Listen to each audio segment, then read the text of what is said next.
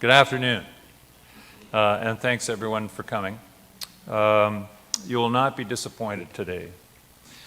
My name is Graham Brown. I'm chair of the Trinity United Church Board.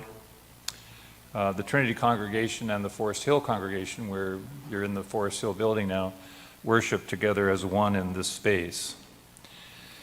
Before we begin, I'd like to thank the Trinity Board and also the Forest Hill Council for sponsoring this event, and thank the History Department at Waterloo and the Poli-Sci Department at Waterloo and Research Cluster at the Balsley School on global institutions, justice, and something else very important.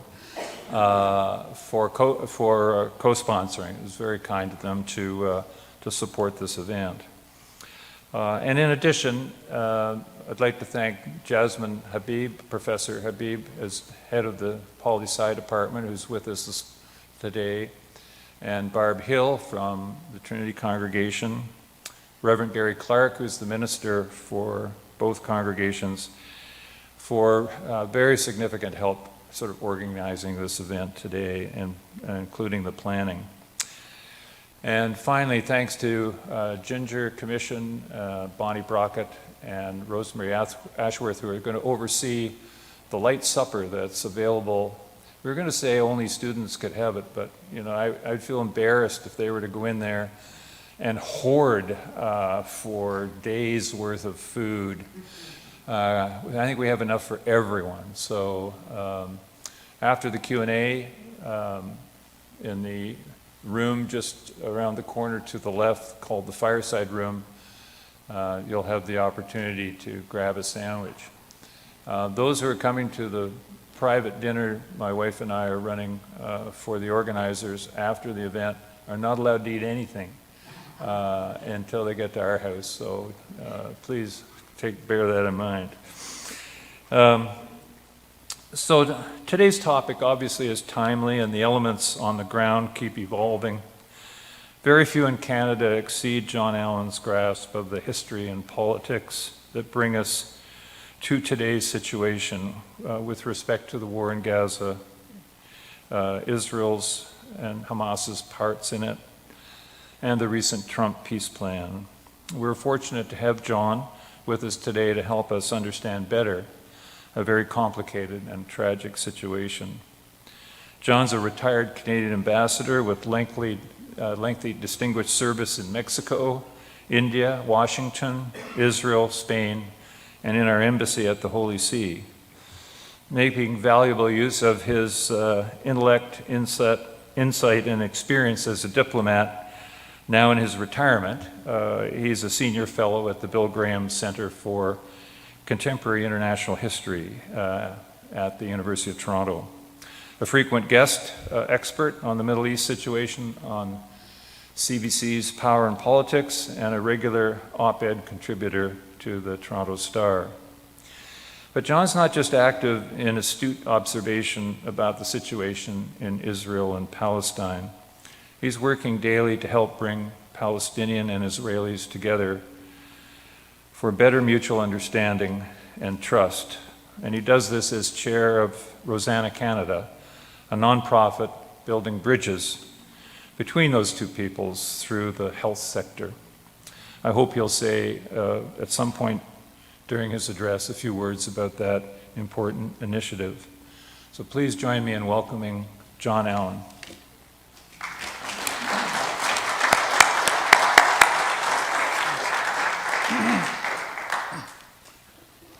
Thank you, Graham. I will repeat thanks to Barb Hill, my friend and colleague Jasmine Habib, and Reverend Gary Clark for the invitation to speak and for making this event possible. And thanks to all of you for coming out. Thanks to my wife, who's heard parts of this before, and I apologize to her, but she's a good sport. I'm going to focus my remarks on the conflict between Israel and Hamas, both its impact here in Canada and on the ground in the region. And I'll also touch briefly on the prospects for President Trump's 20-point peace plan, as Graham mentioned, and conclude by offering some hope for a better future. I hope this is not too much inside baseball for you. I kind of spend my life on this subject, and if it gets boring, you're allowed to fall asleep or whatever you want. First of all, though, I do want to be transparent with you. I'm Jewish. My wife is the child of Holocaust survivors. I have a sister and a niece who live on a kibbutz in northern Israel, not far from the Lebanese border.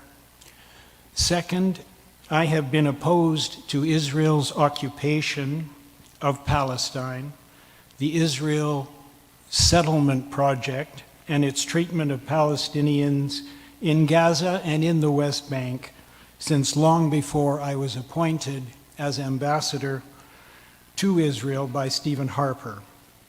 I continue to believe in and advocate for a two-state solution as the only means of ending the conflict and providing lasting peace and security for both Palestinians and Israelis. I'm also cognizant of the fact that I don't live in the region, and I don't live under brutal occupation. I'm not subject to daily bombings and rocket fire, and I don't send my children to the army for 3 years to defend my country for fear that terrorists crossing the border might be invading my community. Also, since October the 7th, my wife and I continue to be emotionally torn and frankly are unable to understand why more than 2 years into this conflict, so many Canadian Jews and Muslims alike find it so hard to hold in their hearts feelings of empathy and pain for the many thousands of dead and injured innocent Palestinians on the one hand, and for the families of the dead and injured Israelis and the hostages that were being held on the other. Understanding this war and its antecedents is undoubtedly complicated, but recognizing the death and the destruction that it has produced on both sides shouldn't be. I'm particularly dismayed that mainstream Jewish and Muslim organizations, including clergy, have for the most part been silent in the face of atrocities on both sides. In my view, silence is complicity, especially when it applies to leaders from whom we expect moral clarity and guidance. I'm also distressed by the hate, the extremism, the anti-Semitism, the anti-Palestinian racism, and Islamophobia that has been generated by so many, frankly, especially university-educated young people, many of whom don't seem to understand that this is a complex and long-standing conflict and that there is blame and responsibility on both sides. Protesters scream genocide, demand a Palestine from the river to the sea, and suggest that Jewish Israelis are colonials who have no original ties to the land and should return to Europe from whence they came. Israel's staunchest supporters, on the other hand, say that what's taking place in Gaza and what took place in Gaza was a just war of self-defense from beginning to end. They see all Palestinians as would-be terrorists who support the destruction of Israel, and they believe that the numbers of dead and injured are fake and that no one in Gaza is really starving. Within the Jewish community, some, like me, who are critical of the current Israeli government coalition and Israeli actions in the war in Gaza and in the West Bank are sometimes accused of being anti-Israel or self-hating Jews.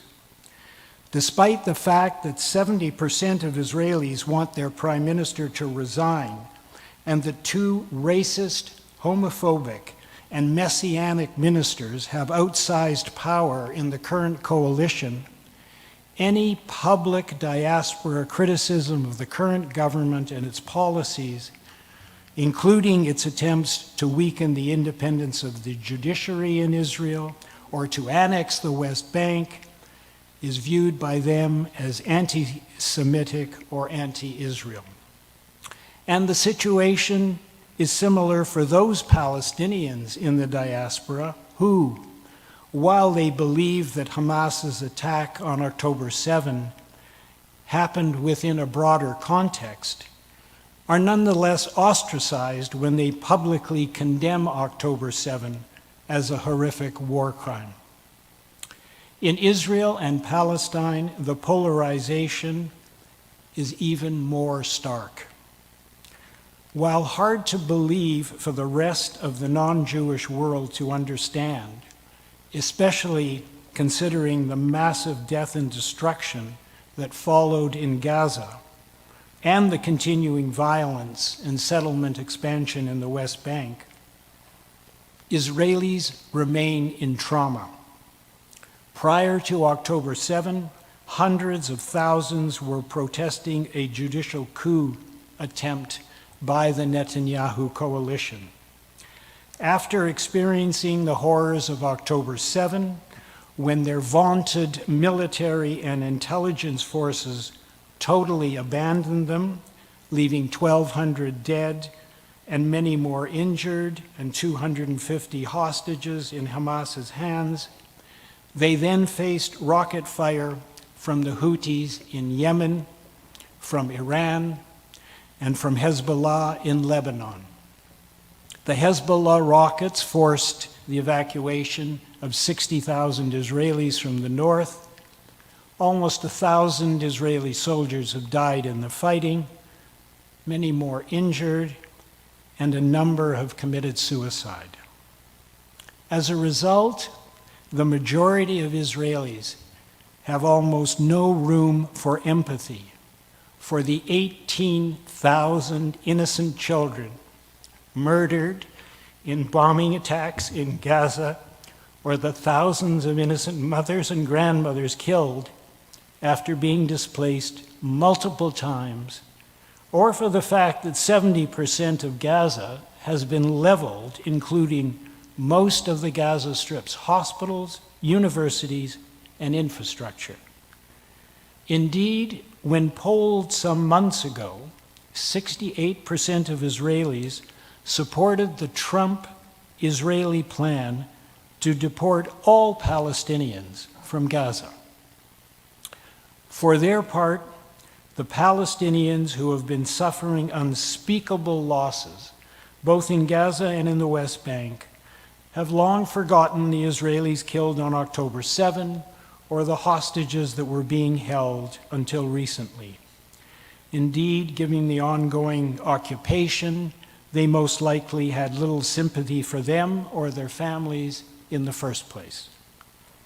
My take, therefore, is that far too many people, both here and in Canada and in the region, are operating completely in their own lanes, rooting only for their own team. Many Jews and Arabs alike are simply unable to hold multiple truths in their heads at the same time. And despite what some might believe, this conflict has no simple good guys and bad guys. Israelis and Palestinians each view themselves as victims. Each have existential fears based in their own recent histories. Each have valid historical narratives that unfortunately cannot easily be reconciled. And each are currently experiencing real and severe trauma. Finally, extremists on both sides bear much of the blame for where they are today and how they got there. I'm often criticized for not saying enough about Hamas when I'm condemning the likes of Bibi Netanyahu, Itamar Ben-Gvir, and Bezalel Smotrich, those messianic ministers that I referred to. So let me be clear. First of all, Hamas is and was a deemed terrorist organization, both before and after its horrific attacks on October 7. It committed both war crimes and crimes against humanity on October 7, and it continued to do so as it kidnapped and held 251 hostages. And as I will note later, it also subjected its own people to massive death and destruction, which could have been avoided had Hamas leadership returned the hostages and surrendered. In this context, it fought a war in which it hid in tunnels and among innocent Gazans, often using them as shields. Second, despite what Hamas is and what it has wrought, I expect more from Israel. Israel is not Hamas, nor is the IDF a terrorist group. Israel is not Syria. It's not Iran. It's a member of the OECD. It's party to a variety of humanitarian law and human rights treaties. It would join the EU and NATO if it could. Third, it's not enough to absolve Israel by arguing that if only Hamas hadn't attacked, that 67,000 Gazans would be alive today. Or if only Hamas had given up the hostages earlier, the bombings and the rocket attacks would have ended earlier.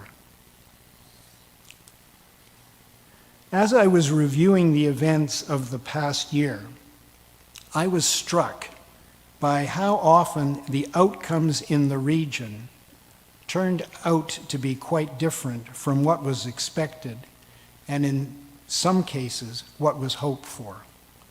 For example, many of the Israelis murdered and abducted on the kibbutzim that border Gaza were in fact peaceniks.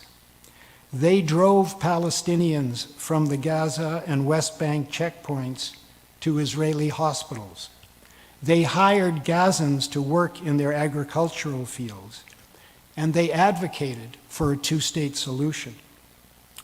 Vivian Silver, a Winnipegger like me, whom my wife and I knew well, and who was murdered on October 7, founded an Israeli-Palestinian organization called Women Waging Peace when she retired.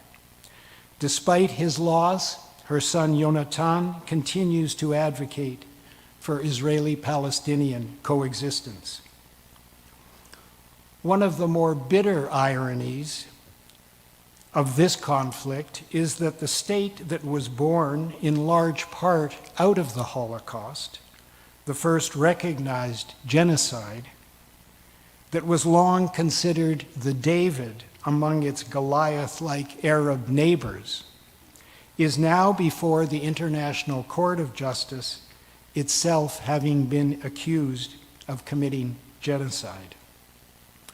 And whether Israel's actions amount to genocide or to war crimes and crimes against humanity, which were indeed committed, in my view, once the dust settles in Gaza and independent journalists and the International Committee of the Red Cross are allowed in, Israel and Israelis will have to begin to come to terms with their actions there. A related but equally sad irony is the fact that Israelis were able to garner the world's sympathy and full support immediately following the attacks on October 7. However, fear and rage and revenge quickly took over as dominant emotions amongst a majority of Israelis, and certainly within the IDF. As a result, a legitimate right of self-defense became a brutal war that included an 11-week siege, multiple forced displacements of Gazans, and indiscriminate bombing of civilian targets. As a result, Israel is now on the verge of becoming a pariah state and isolated from many of its former friends. Yet, as I suggested, another irony is the fact that Hamas, which claimed to be fighting for Palestinian rights, in many ways is as responsible as Israel for the death and the destruction that 2.1 million Gazans have experienced. Fighting the occupation no way justifies Hamas's brutality on October 7 or following. When asked by the New York Times early on in the war why the average Gazan was not sheltering in Hamas's tunnels while under attack, the then leader of Hamas said the tunnels were for Hamas fighters and that it was up to the UN to take care of the Gazan people. When asked if he had any regrets about the attack on October 7, he said he would do it again and again and again. And while the world focuses its justified criticism on Israel, it largely ignores the fact that Hamas's actions were also grave violations of international humanitarian law. And the irony of ironies is, of course, that no one could have predicted that it would be Donald Trump who ultimately forced Bibi Netanyahu to accept a ceasefire. Up until that fateful White House meeting, Netanyahu was doing everything possible to continue the war, despite the views of his current and former chiefs of staff in the defense and his former Minister of Defense, who all claimed that there were no more valid military objectives to be achieved in Gaza. In his first term, Donald Trump delivered on almost every wish of Prime Minister Netanyahu. He moved the U.S. Embassy to Jerusalem. He recognized Israel's sovereignty over the Golan Heights and West Jerusalem. And he closed the Palestinian Authority's offices in Jerusalem and in Washington.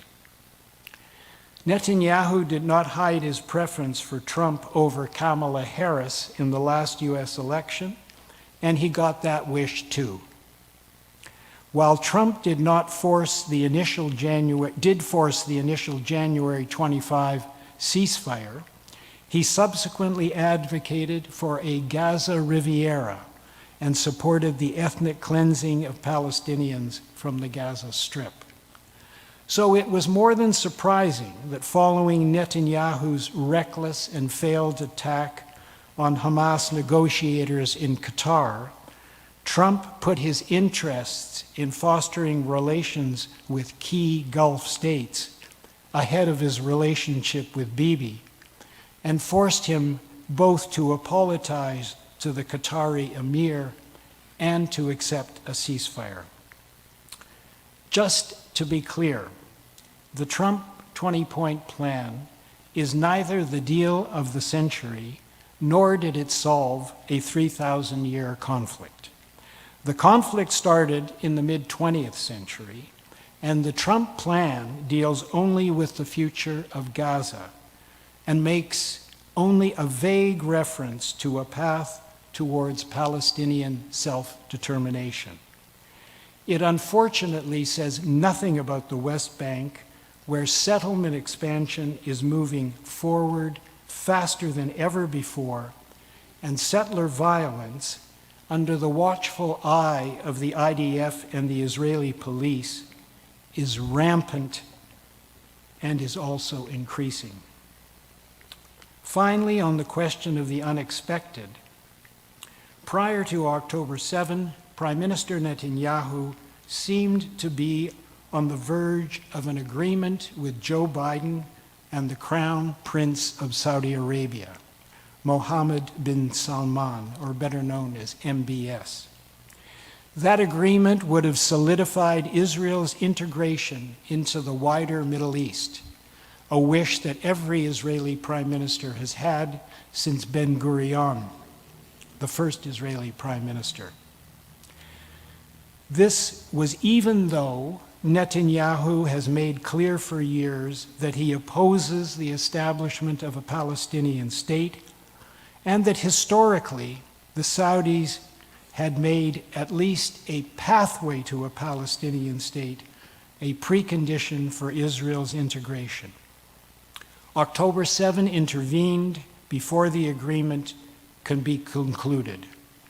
And indeed, many observers believe that it was the possibility of that agreement that prompted Hamas to attack when it did.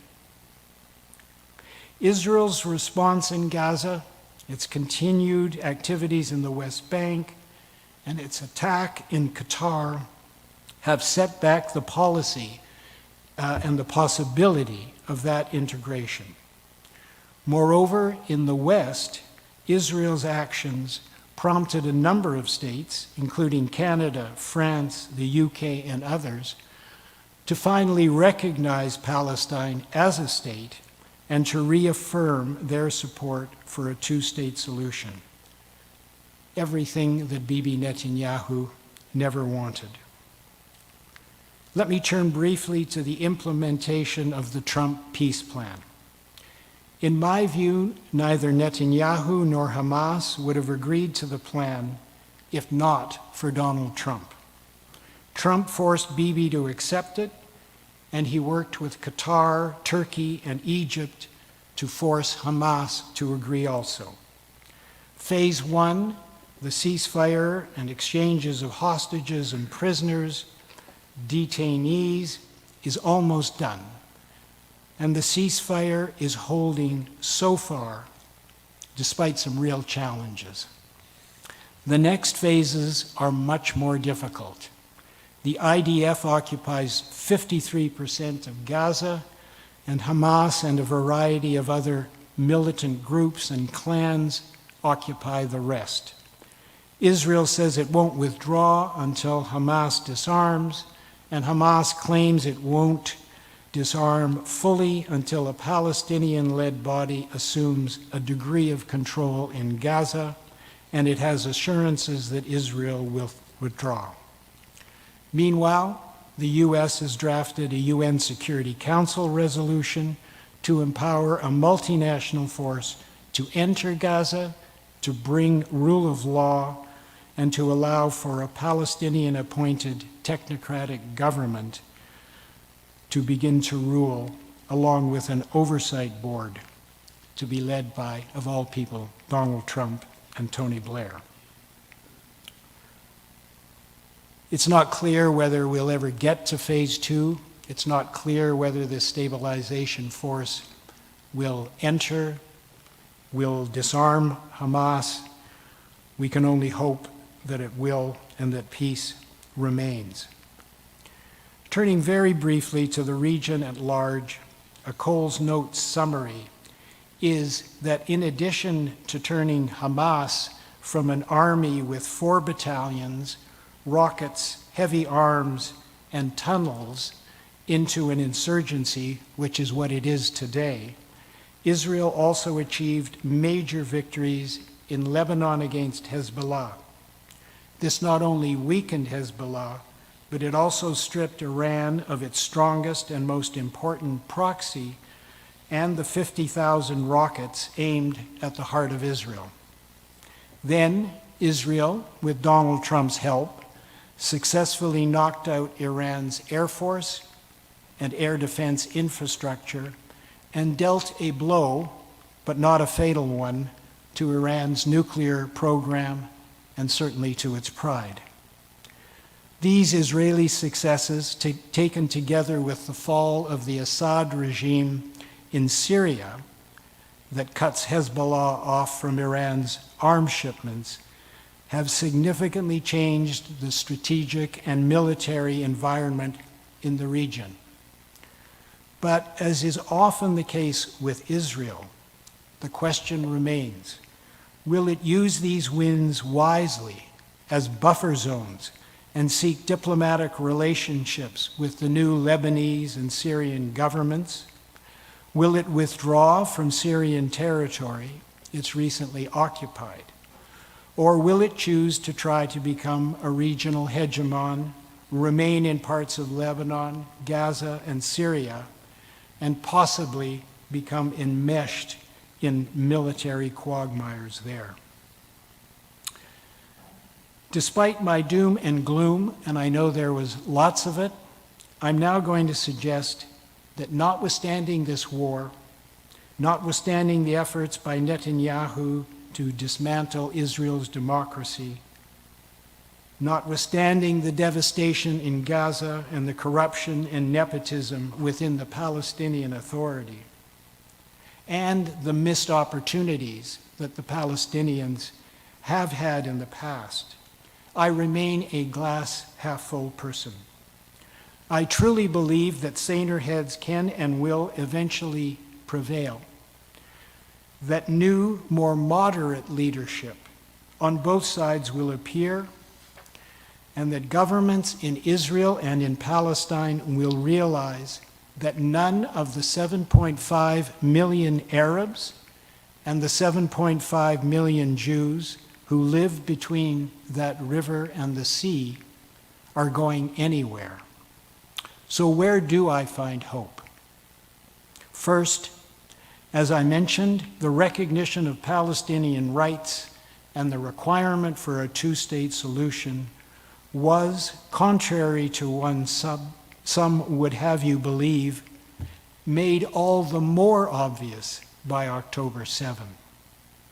All Western countries, perhaps even including the US and the Arab world, now seem to agree that only a move towards two states could prevent further October 7s. As I mentioned, a move to recognize Palestine as a state in the West and elsewhere is well underway. And while it's clear that given the mutual traumas being experienced by both peoples, a true peace will have to await some time. And Bibi Netanyahu and Mahmoud Abbas and probably Donald Trump will have to vacate the scene. But there are already polls that suggest, if asked the right questions and offered the right incentives, both Israelis and Palestinians would prefer two states over the status quo. For example, while, as I said, 68% of Israelis supported the Trump plan to deport Gazans, a similar number also support an agreement that would integrate Israel into the region, even if it included a Palestinian state.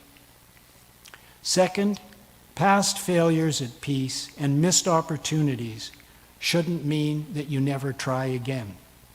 The two sides were close before, very close. Why would they decide never to try again? The 6 final status issues that were discussed between Clinton and Arafat and Rabin 30 years ago, those 6 issues remain on the table today, with different leaders who are prepared to compromise and who have the strength to exclude extremists on both sides, Hamas and the Messianics. Two states have a chance. Neither Israelis nor Palestinians want to continue to live in insecurity and fear. Neither want their sons and daughters to continue dying in conflict.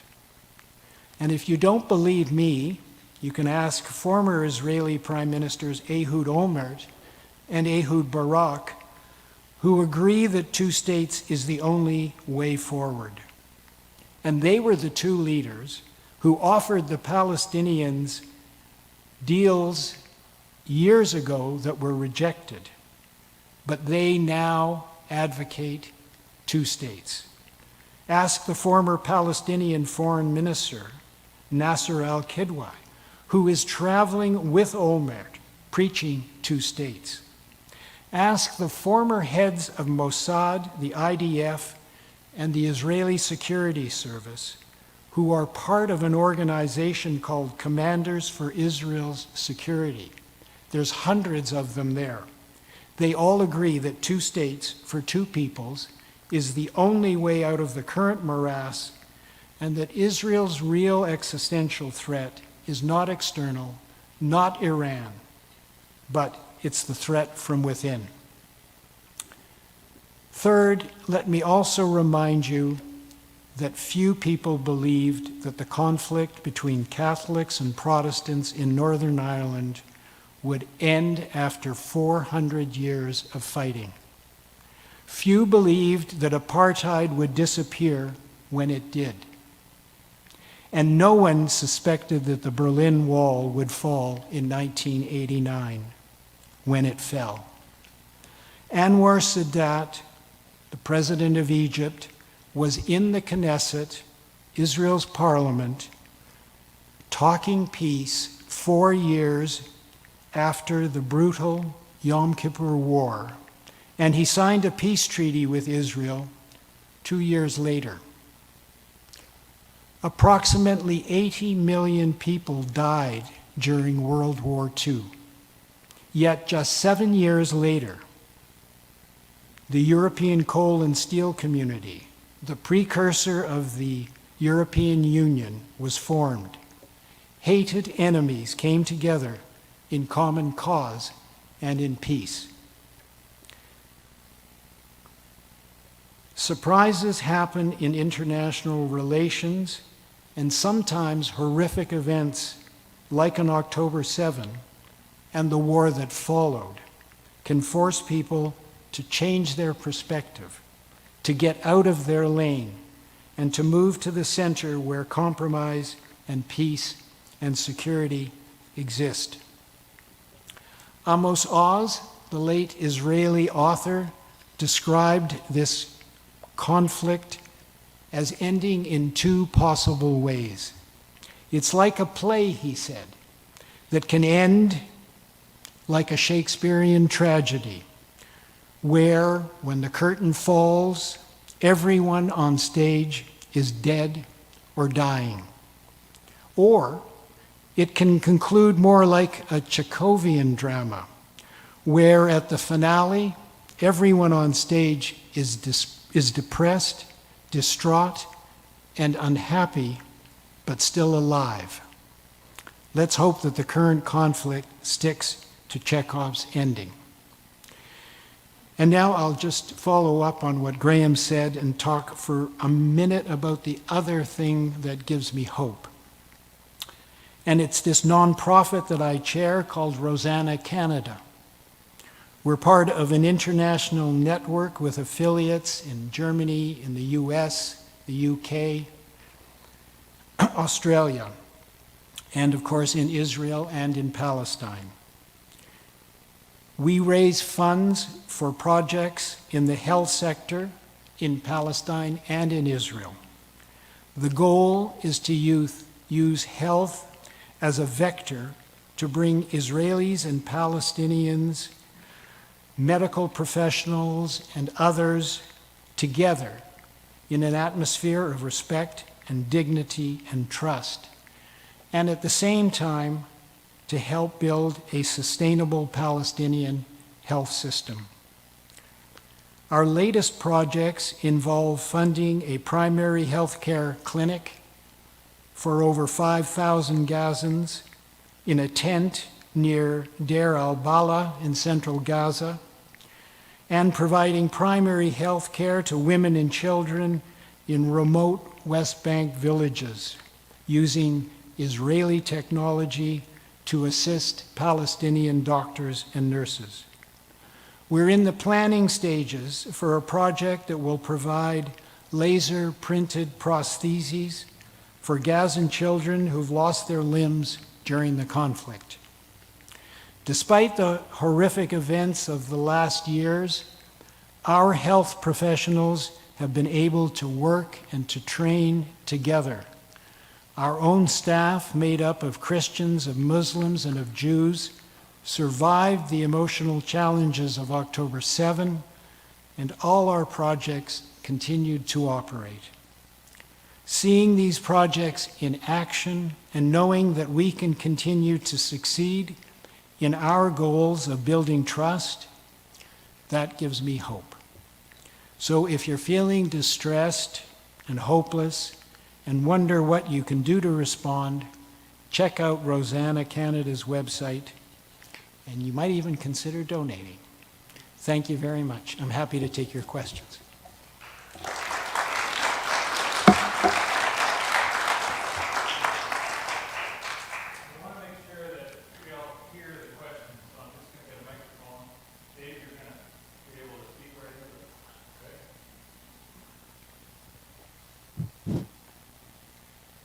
Is that on?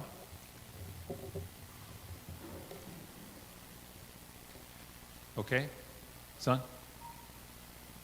First question. Your presentation is just excellent, and I congratulate you. And I am a supporter of a two-state solution. There are many problems.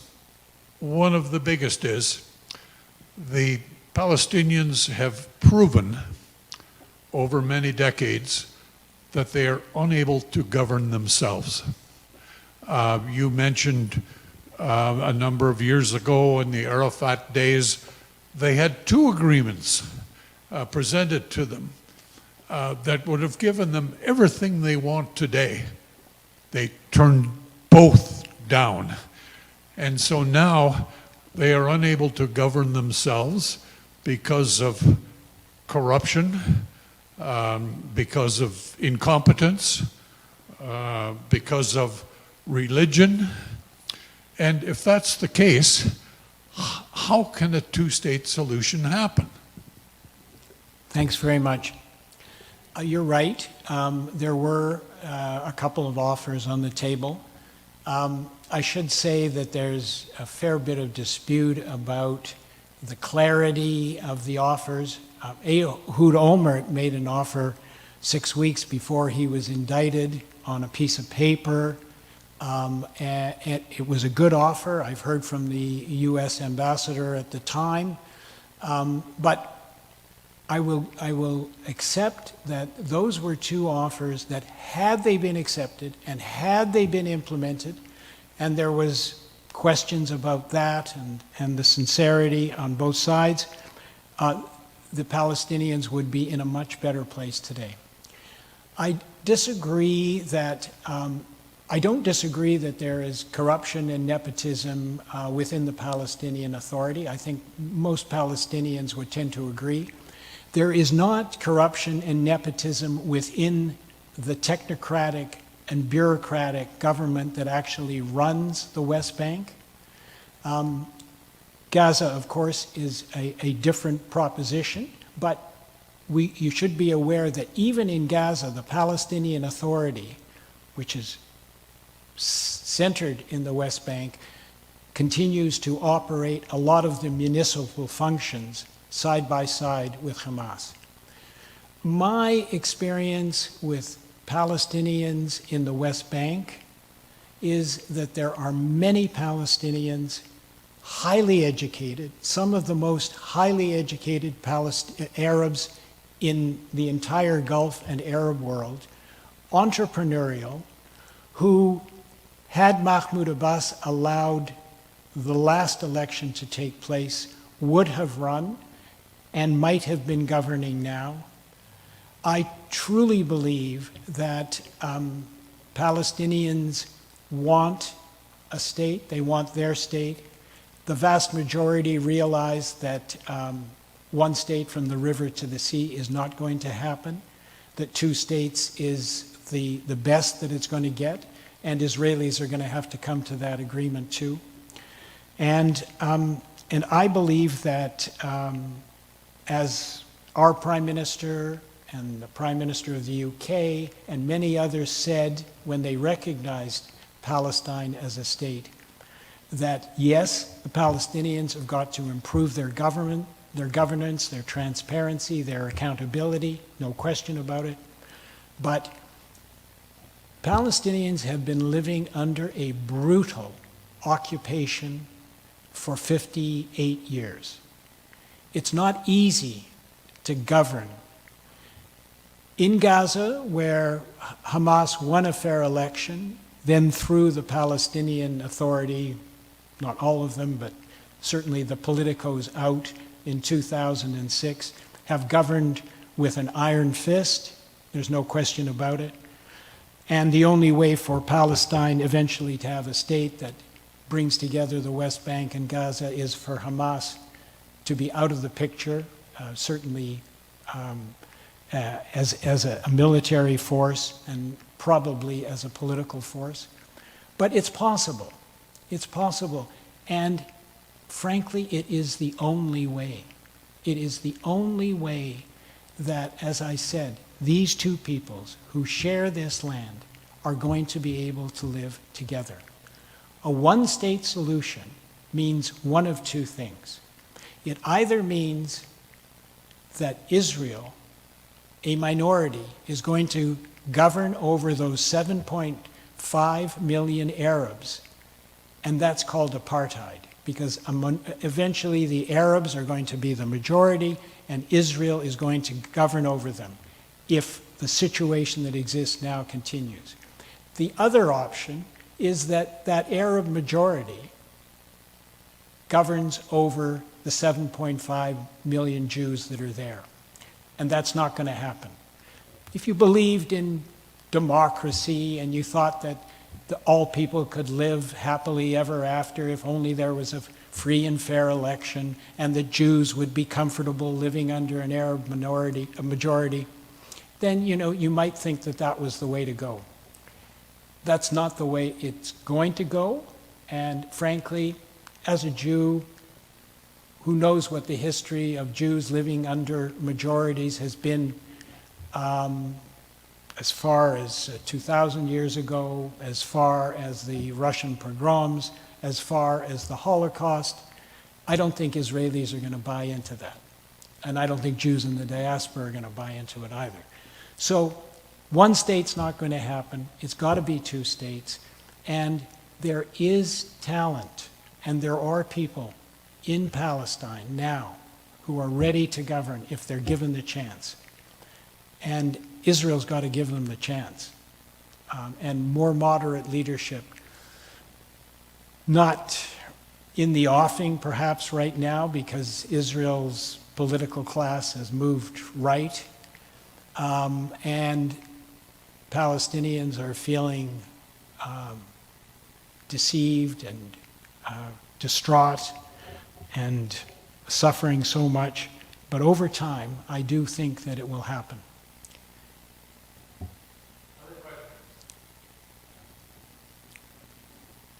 Got some students. I'd like to thank the organizers for this event. As you noticed, we're in a church tonight.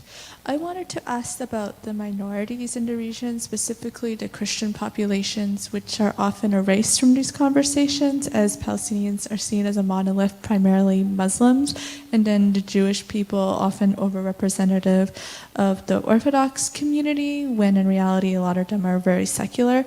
I wanted to ask about the possibility of a trend within broader Israel or Palestinian society of converting to Christianity as a third option in relation to the demographics of the region, or is that completely out there in your opinion? Yeah, it's. I don't think it's an option. I'm more worried about the disappearance of the Christian community, both in Israel and in Palestine. They are a significantly decreasing minority, and it's harder and harder for them, frankly, on both sides, to continue to thrive and exist. But I can speak for the Jewish community, I can't speak for the Muslim community, but I don't think you're going to get a lot of converts. You know, religion, frankly, whether it's the extremist Muslims, the crazy Messianic Jews, or, you know, the Spaniards in 1492 who got rid of both the Muslims and the Jews from Spain, and it began the decline of that empire. Religions actually haven't done a lot of good in the region, and I would actually, even though I am in a church and even though I do attend synagogue, I would look to some moderate politicians to try and get us out of this. I'm not sure that, given the record of certainly the clergy, Muslim and Jewish in this last couple of years who largely remained silent, that I look to them to save the situation. I know that's a bit cynical, and I apologize, especially where I am, but, you know.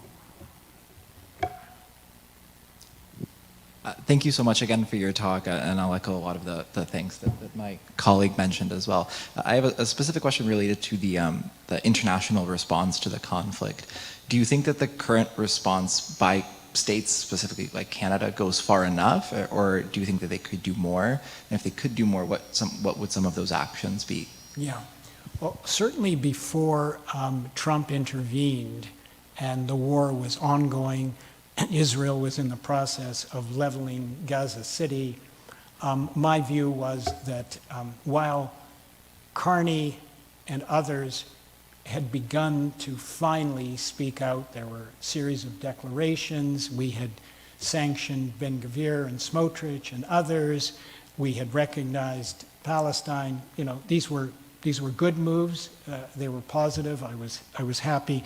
I was then at the verge of saying and recommending to the government that they impose sanctions, serious sanctions on Israel, that Netanyahu had to be stopped, that he was opposed by his own people, that he was endangering the possibility of a two-state solution, and worst of all, that he was causing hundreds, if not thousands, of deaths a day, a week, etc. In a way, the Trump peace plan has sort of slowed people down. I mean, the bombing has stopped, but certainly the violence in the West Bank has not stopped. In fact, you know, Donald Trump says you cannot annex. Well, de facto annexation is going on every day. And you know, it's, you know, the West is now in this incredibly complex situation where they're afraid to offend Trump because of their own particular interests, and they're more than aware of what's going on.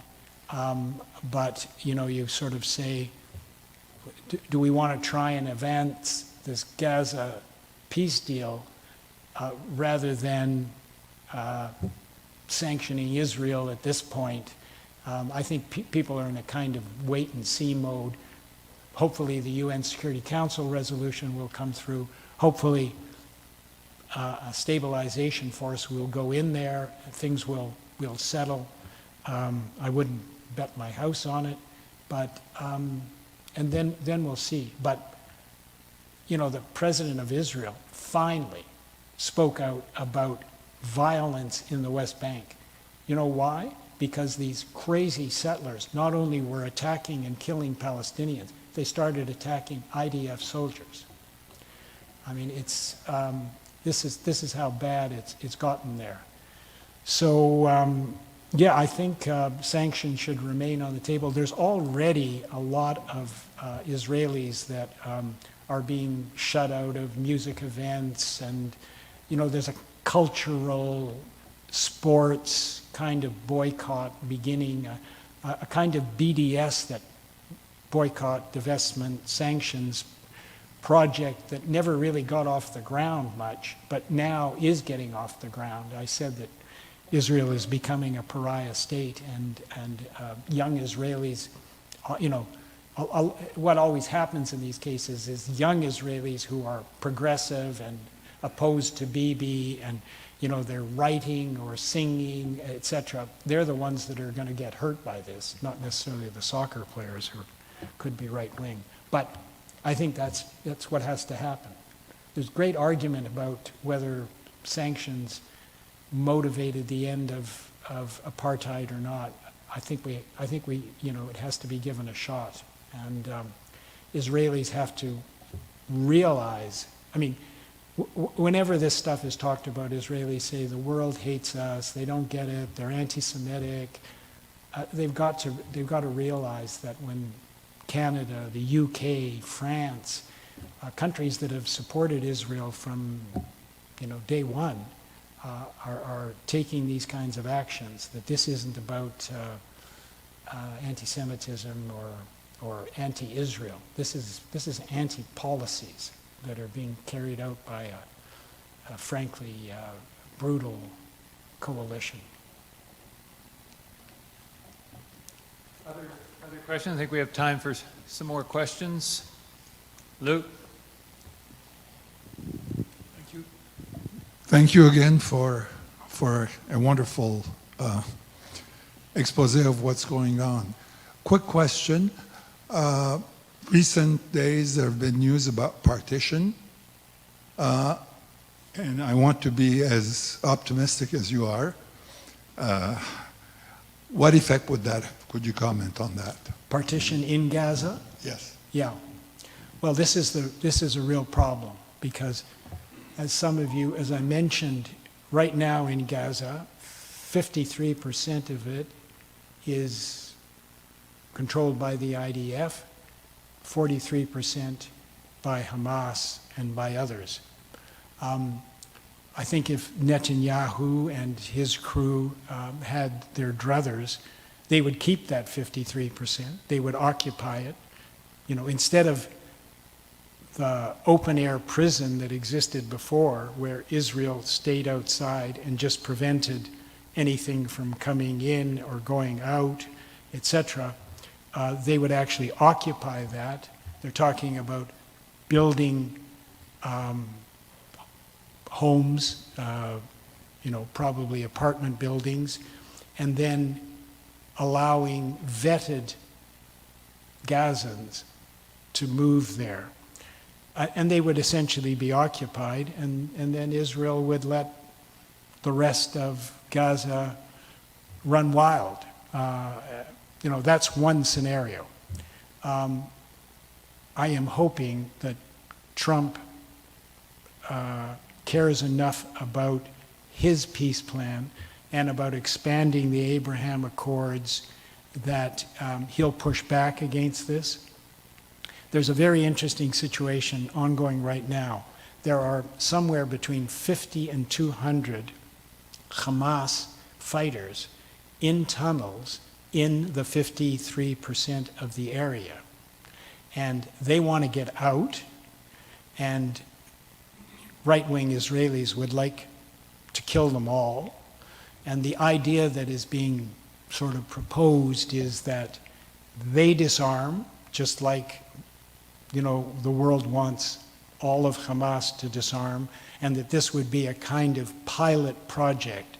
These 50 to 200 would disarm, they would be allowed to leave, whether they would be deported completely or what, and that would show the good faith on both sides that could then be translated into the rest of Hamas slowly disarming. I mean, they're not going to give up all their weapons tomorrow because there's a bunch of gangs in Gaza funded in part by Israel who would try and wipe them out if they gave up all their arms, but give up all their heavy arms.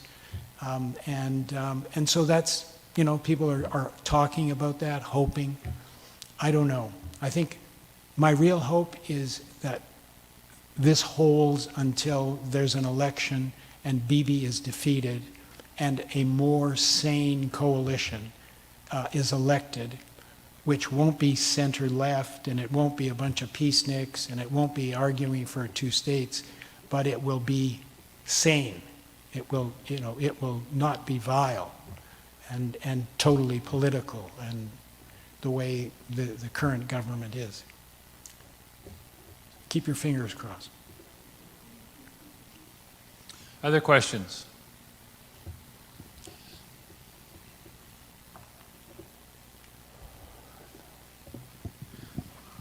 Thank you very much for your speech. That was really informative and really great to listen to.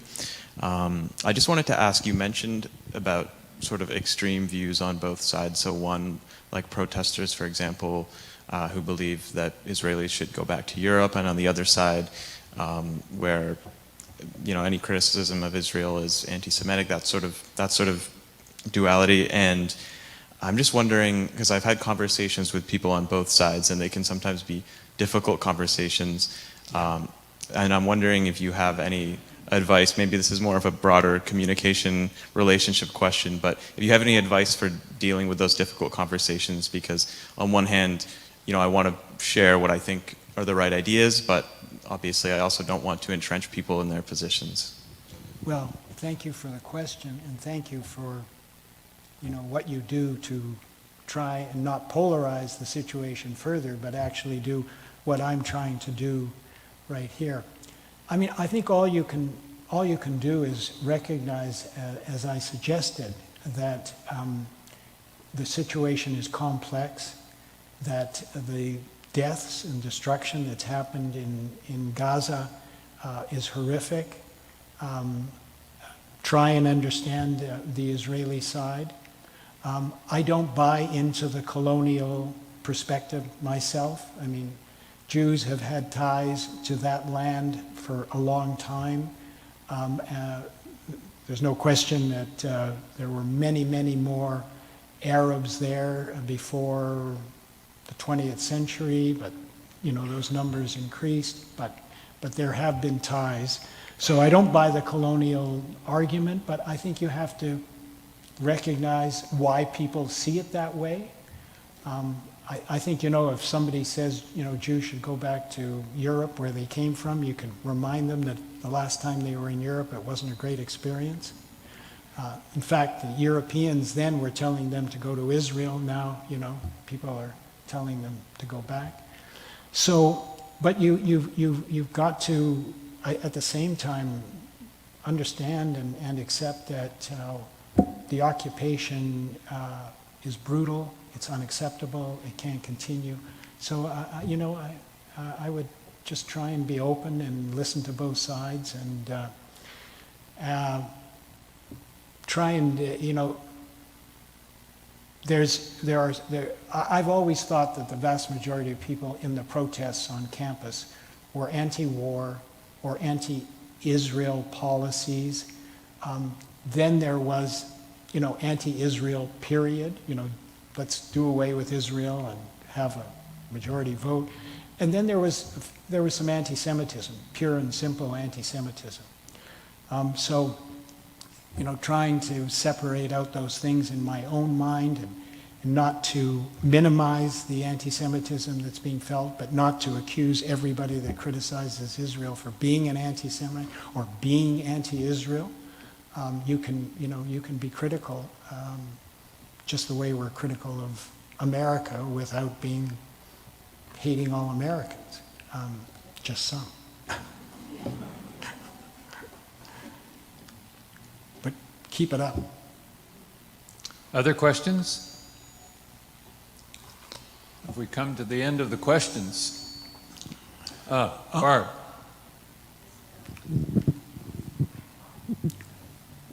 John, I just wonder, I could have missed it, but I just wondered if you'd speak a little bit more about the Rosanna project. Sure. Like, Yeah.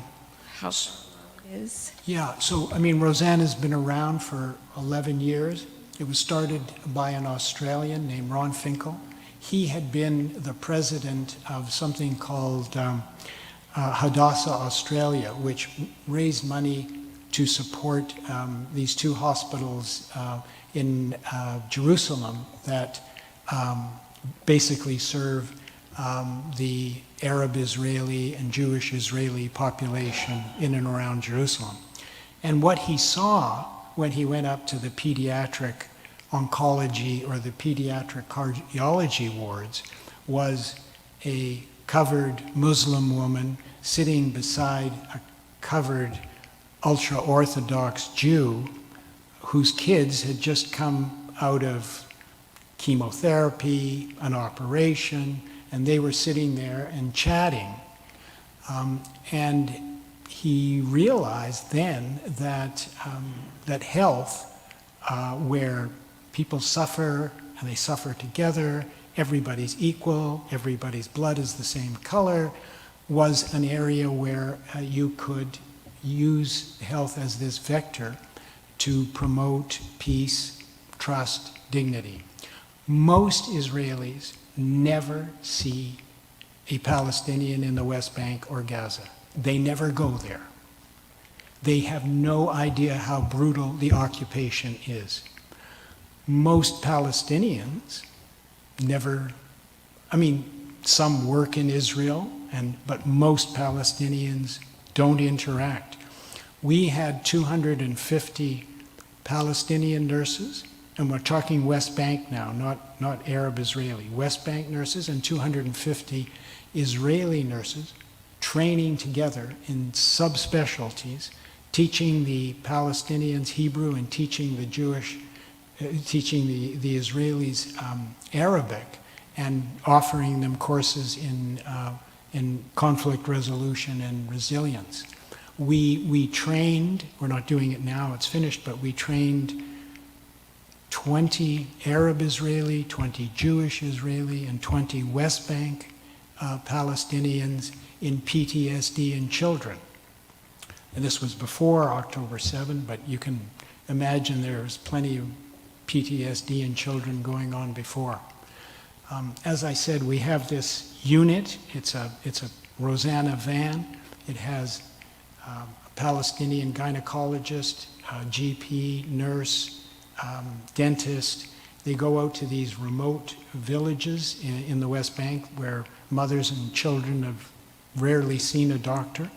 And they use Israeli technology from Sheba Hospital, which allows them to do ultrasound, cardiac tests. They can do the blood tests. And they're connected back to hospitals in the West Bank and in Israel in case they really need help, etc. So there's a variety of projects, and we really do think we're actually, helping in the Palestinian health system now. We got a $4 million grant from Australia, and there are two aspects to it. Half of it is going to the first rehabilitation hospital in the West Bank, in Hebron, which one of our partners has raised enough money to build. So money is going there for training and equipment, and the rest of that $4 million is going to bring Palestinian health administrators, doctors, some other professionals to Australia to learn about best of administration, and in some cases they're going to be doing sanguinity training. There's a lot of cousin-to-cousin marriages in Palestine leading to, Australia through its Aboriginal issues has become a sort of expert medical system in that, so there's going to be some training there. So there's lots of possibilities. I mean, it's endless. The clinic in Gaza is the first time that the Israelis ever allowed us to go into Gaza. We were always prohibited before, but given the situation there, they've allowed it. It's not. In this case, it's not Israelis. This is the one project where you don't have an Israeli and a Palestinian counterpart, because no Israelis are allowed to go in, whether you're Arab, Israeli, or Jewish. So this is just Palestinians running this clinic. It started out on the coast, and then when the bombing there got too intense, it moved into central Gaza, where it is now, and they've had some problems getting medicine from time to time, but it's working, and we're seeing lots of patients. So yeah, it's good. People are working hard, and it's hope. Yeah. Okay, unless there are further questions? John, thank you very much. Thank you, Graham. Thanks for letting me.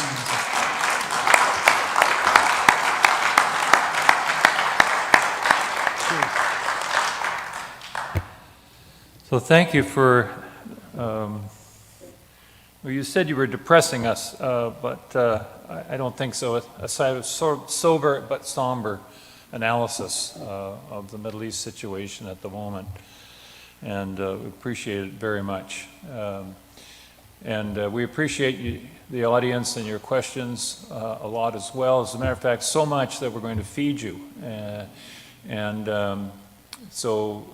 When we finish, if you go out the doors of the sanctuary and turn left, you'll work your way to the fireside room where there's some refreshments for you. You can take them away. I think the student bus will be leaving in about 15 minutes or so there's time for you to get something, but time for everyone also as well. So thank you again, John, for you coming, and Claire as well. We wish you all the best with your future efforts to add clarity to the Canadian public about this issue, and also for the success of Project Rosanna. Thanks, everyone. Oh, I guess one final thing. Thank you to Dennis at the back, who's orchestrated the technology and the microphones. And is there someone else there too? Pal, thank you so much for doing this.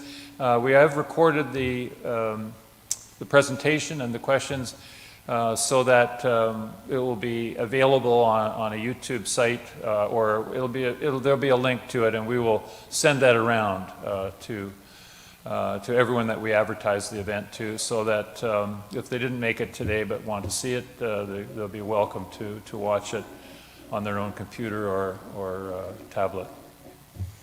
So I think that concludes everything today. Thank you, everyone.